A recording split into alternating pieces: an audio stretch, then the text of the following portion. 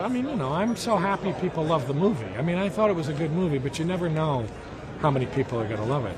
It's really nice because all ages, kids and middle-aged people and old people keep telling me they like it a lot.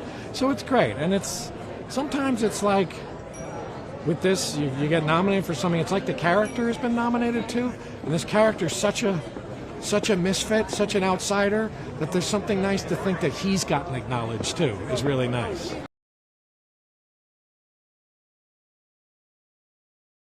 What challenges me is the kind of movie that I'm in. I did. I told him. I didn't. Comedies are the hardest thing to do. That's still the thing that I get afraid of, and I have to do kind of comedic things a lot. And I still find it some of the most challenging stuff to do. I'm still on film. I find it actually very difficult to do.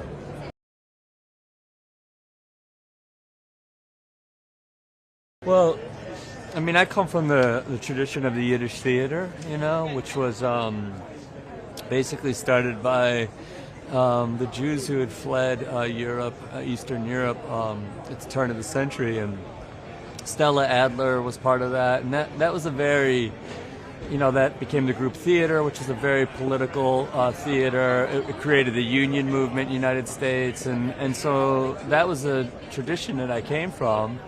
And I was taught that it was very important to, as an actor, as an artist, to be engaged in that way. And, you know, when you're working in the theater and movies, you're usually telling the story about the people who are struggling the most. And that's just part of being an actor to me.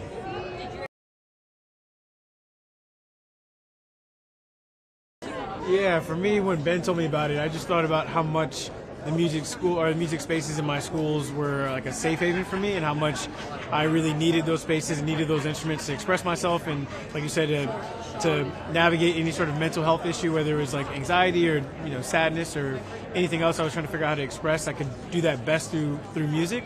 And so I had no idea growing up in LA how many people had a hand in making that possible. And so when Ben told me about this place, it felt like a way for me to say thank you to those individuals and to that shop, and then also to feature these kids and these students that have the same relationship with their instruments, and really showcase how it's so vital for young people to have something and some sort of outlet to be able to process what they're going through.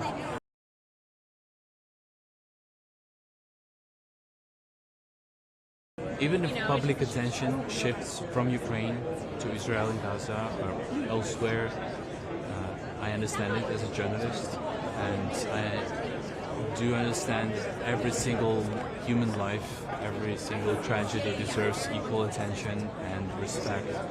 So I am regretting to hear that it's as if these tragedies compete with each other. This is not a competition. Every single tragedy adds urgency to what is happening with our world. And the story of Mariupol represents the story not only of all the cities in Ukraine that have been destroyed by Russian bombs and that are being bombed right now, but also stories that are happening beyond Ukrainian borders. It's an impact of war on civilian population. Is the fact that the war is unacceptable. So it's not a TV show that competes for attention, for ratings. It's something much more serious and real.